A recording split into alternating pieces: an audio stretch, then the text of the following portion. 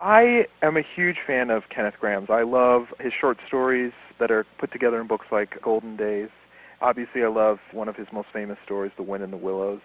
And I had grown up having a lot of those stories told to me, so The Reluctant Dragon was one that always just kind of sat in the back of my mind.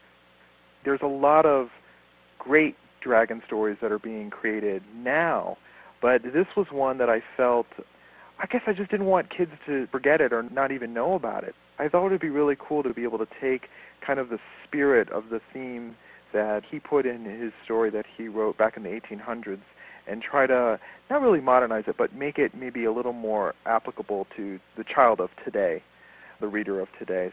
When you read a book like that you've grown up with, I think you probably look into it and try to find themes that feel right in your life.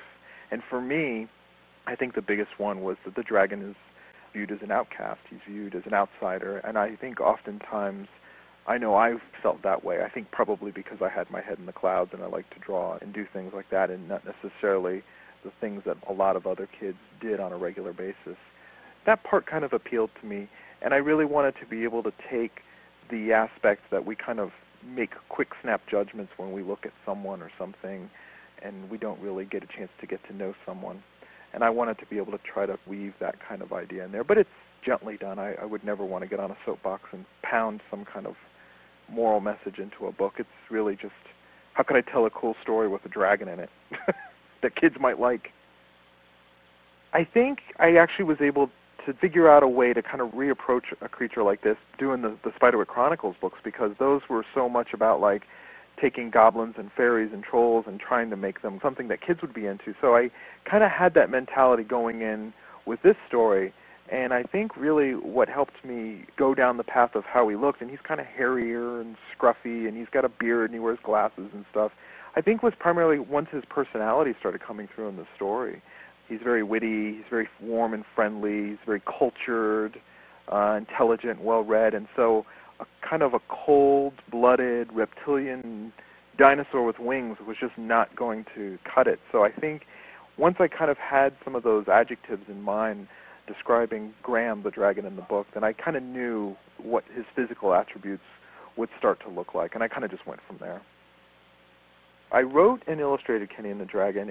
I get pleasure and face challenges, obviously, on both parts. I've been drawing a lot longer professionally than I have been writing stories, but I've always loved coming up with stories and creating stories. I think for me the most thrilling part of it is kind of taking the two halves and creating a single book. I think creating a book and fabricating an entire story that unfolds to the reader in pictures and words is really the most fulfilling thing to me. I think that's probably why I started out doing picture books for younger readers, because they're so visually driven. You know, we got to put a lot of art in the Spiderwick Chronicles book. That meant a lot to me. It meant a lot to a lot of readers. And it was something I kind of wanted to carry on in Kenny and the Dragon. I thought of books that I loved reading around the same age as a kid, books like Charlotte's Web and Stuart Little. They had pictures scattered throughout, and I wanted to be able to capture that same kind of feeling and mood in this sort of tale. My daughter has inspired me a lot of ways. First and foremost, one of the things that I think is just, gosh, I'm going to sound like that lame parent that's always just like, you won't know unless you have kids, but I love reading to kids. I read to kids all the time. When we've been touring for Spiderwick books, I toured before Spiderwick was Spider and the Fly and read to lots of kids all over the world at this point, and I love reading to a group of kids or a small group of kids, but there is something that is truly just an awesome, magical feeling when my daughter toddles up to me and hands me a book and then plops down in my lap to be read to. It took me back to when my mom would read to me as a kid, whether it was just on a rainy afternoon or lying in bed getting ready to go to sleep at night. So I've always tried to be mindful of the types of stories that I've told with a nod to the reader who's reading it, whether it be a teacher, a librarian, or a parent. And I think with Sophia, it's kind of reinforced that kind of philosophy in the books that I've made and then moving forward to the next books that I want to create, so that hopefully the adults that are reading and sharing the story with the child will actually be entertained as well.